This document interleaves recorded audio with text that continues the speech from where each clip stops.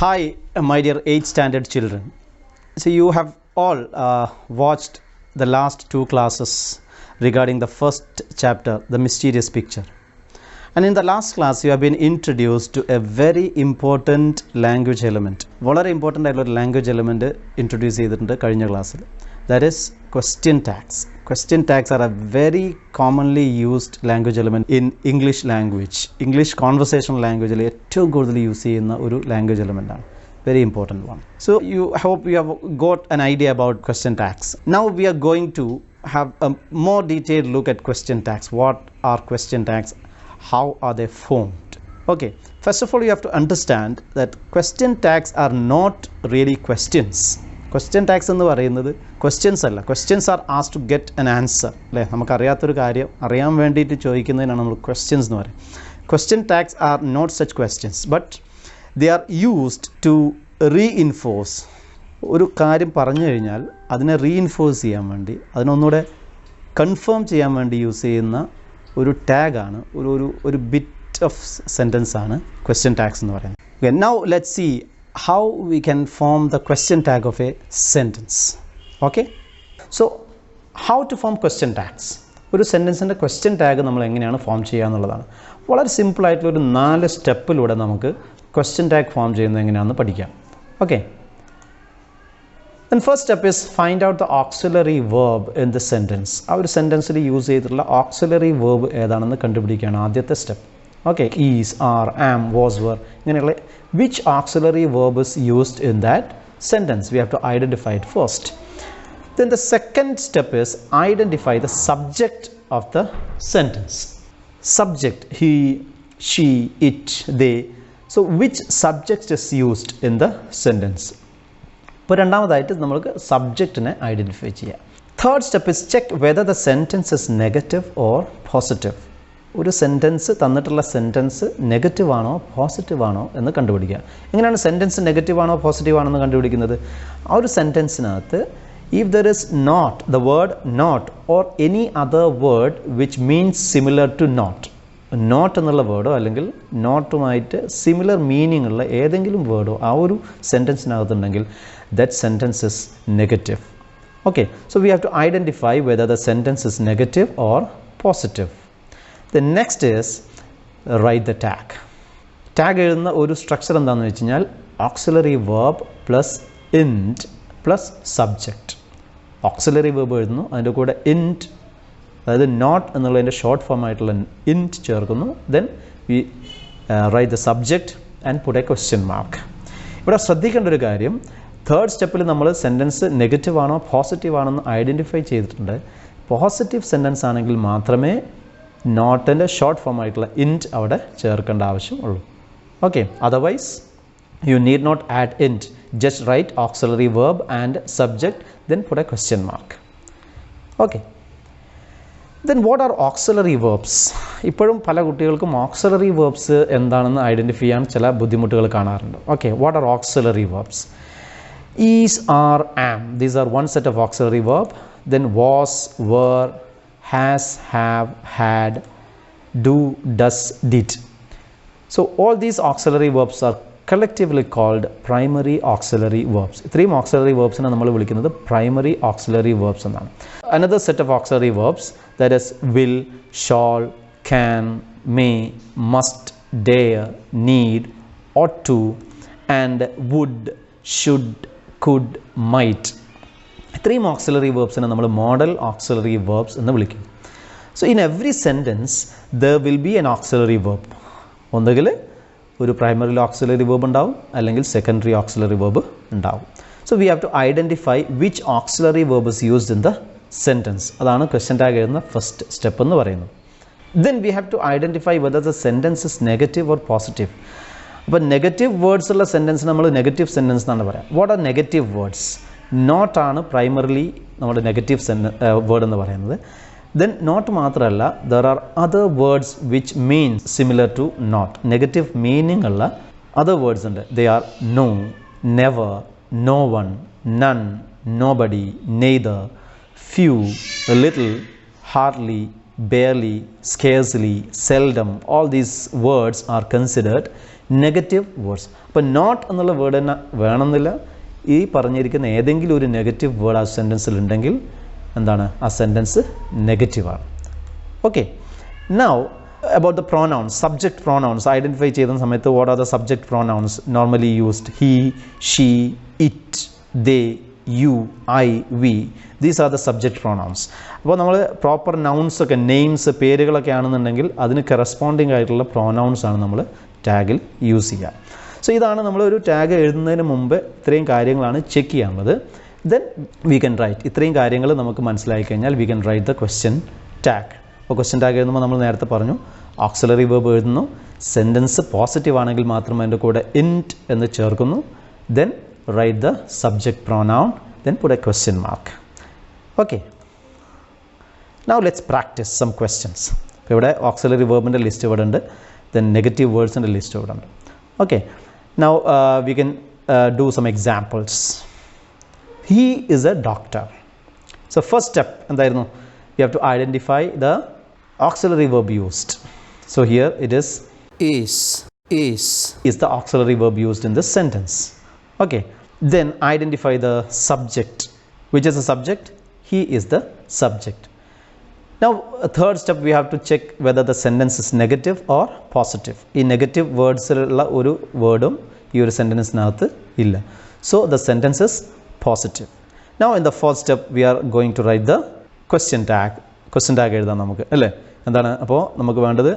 Auxiliary വേർബിനെ repeat ചെയ്യുക, അതിൻ്റെ കൂടെ പോസിറ്റീവ് ആയതുകൊണ്ട് ഇൻറ്റ് ചേർക്കണം. ദെൻ സബ്ജക്റ്റ് ആയിട്ടുള്ള ഹീനെ റിപ്പീറ്റ് ചെയ്യണം. അപ്പോൾ എന്തായിരിക്കും question tag? Isn't he. Is auxiliary വേർബാണ്. ഇൻറ്റ് പോസിറ്റീവ് സെൻറ്റൻസ് ആയതുകൊണ്ടാണ് ടാഗിൽ ഇൻറ്റ് എന്നുള്ള നെഗറ്റീവ് വരുന്നത്. Then subject he, then put a question mark. Okay, then another sentence, you were the leader. So first step, we have to find out the auxiliary verb. Okay, where is the auxiliary verb? Okay, then subject. Which is the subject? You is the subject. Is the sentence negative or positive? ഇതിനകത്ത് not ഇല്ല. നോട്ടിൻ്റെ meaning വരുന്ന മറ്റ് negative words ഒന്നുമില്ല. So the sentence is positive. Now we have to add negative tag, അല്ലേ? ടാഗിൽ ഇൻറ്റ് ചേർക്കേണ്ടി വരും. അപ്പോൾ ഏതൊക്കെയാണ്?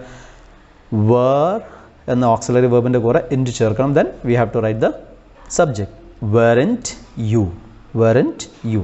The next sentence, they will not come back. They will not come back. Which is auxiliary verb? Will is the auxiliary verb. Which is the subject? They is the subject. Is the sentence negative or positive? Negative ആണോ positive ആണോ? നമുക്കറിയാം not എന്നുള്ള word അതിനകത്ത് വരുന്നുണ്ട്. The sentence is negative.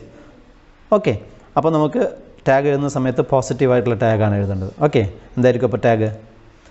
Will they is the question tag. Okay, next sentence, Manu has never come here. Manu has never come here. So here the auxiliary is, which is auxiliary? Has. Okay, subject Manu.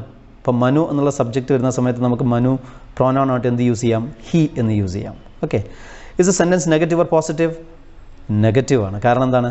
Never എന്നുള്ള word ഉണ്ട്, അല്ലേ? Never എന്നുള്ള word negative വേർഡാണ്. So the sentence is negative. So the tag will be has he. Positive ടാഗാണ്. Has he. The next sentence, I'm going to be late.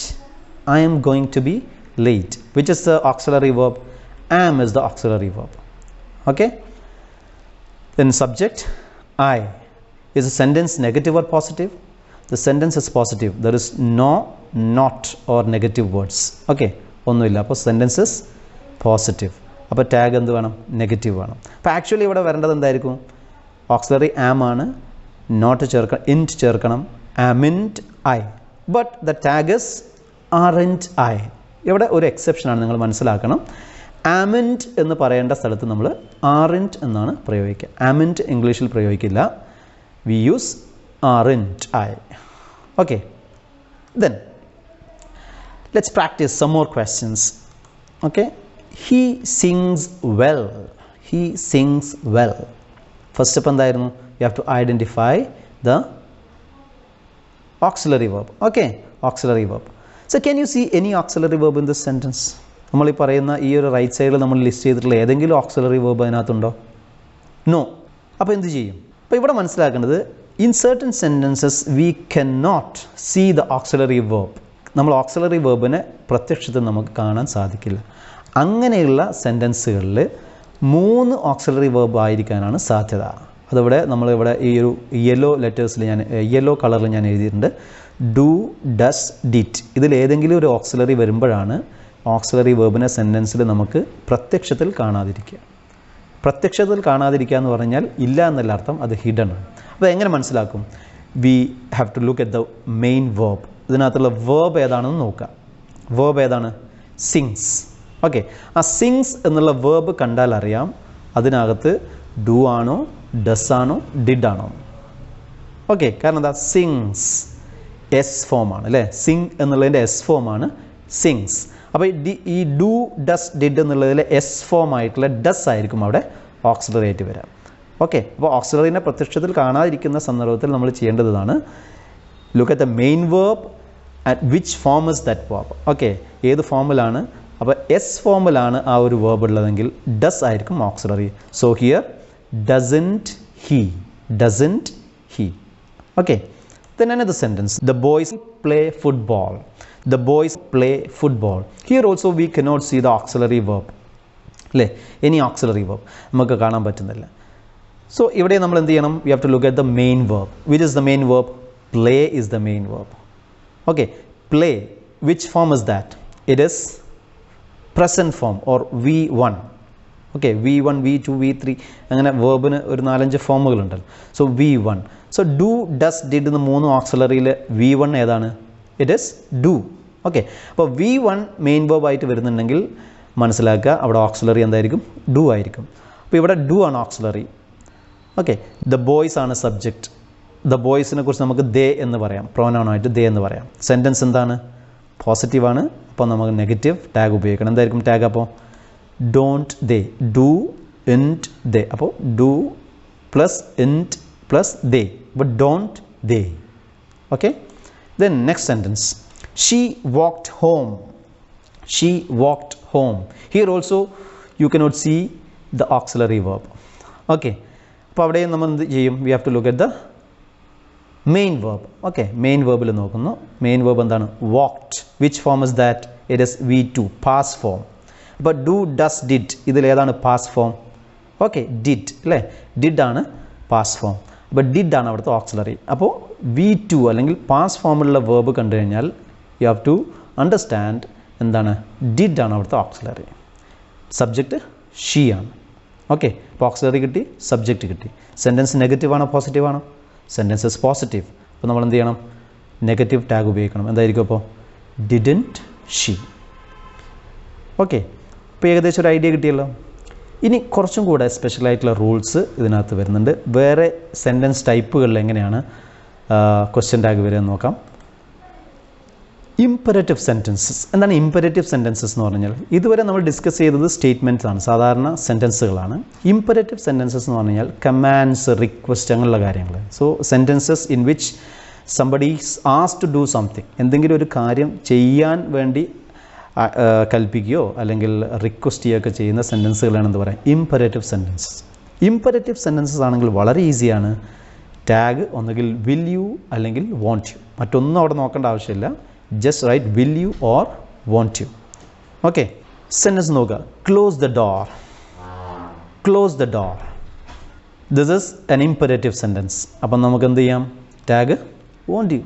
നമ്മളവിടെ വേറെ നേരത്തെ പറഞ്ഞ സ്റ്റെപ്പുകളൊന്നും ചെയ്യേണ്ട ആവശ്യമില്ല. Won't U.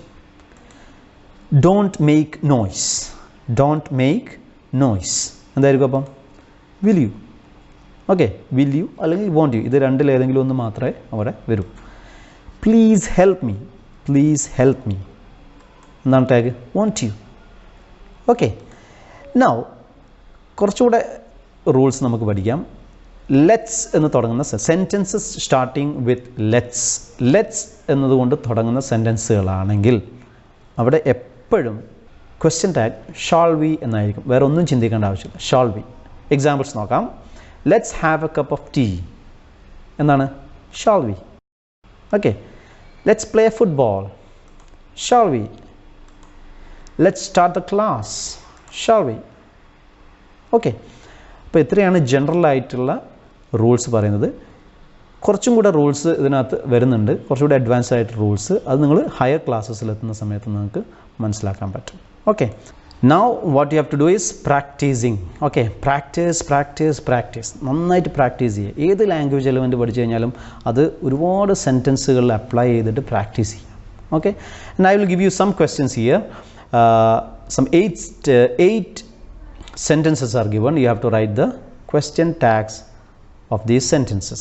ഈ 8 സെൻറ്റൻസുകളെ ക്വസ്റ്റ്യൻ ടാഗ് നിങ്ങളിപ്പോൾ എഴുതുക. ഇത് മാത്രം പോരാ, നിങ്ങൾ കൂടുതൽ സെൻറ്റൻസസ് നിങ്ങളുടെ ടെക്സ്റ്റ് ബുക്കിനകത്ത് അതുപോലെ എവിടെ നിന്നെങ്കിലും കുറേ അധികം സെൻറ്റൻസുകൾ കണ്ടെത്തുക, എന്നിട്ട് അതിൻ്റെയൊക്കെ ക്വസ്റ്റ്യൻ ടാഗ്സ് എഴുതി പ്രാക്ടീസ് ചെയ്യുക. ഓക്കെ, ഈ ഒരു 8 ക്വസ്റ്റ്യൻസ് ഞാൻ വായിക്കാം. Raju is going abroad. They have finished the work. He seldom visits his parents till finished his painting. Go to your class. Let's discuss the matter tomorrow. He can speak English. She couldn't catch the bus.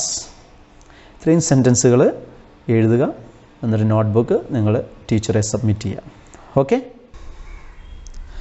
okay friends, now I believe that you have learned how to make question tags. Now it's time to wind up. See you later with an exciting topic. Thank you.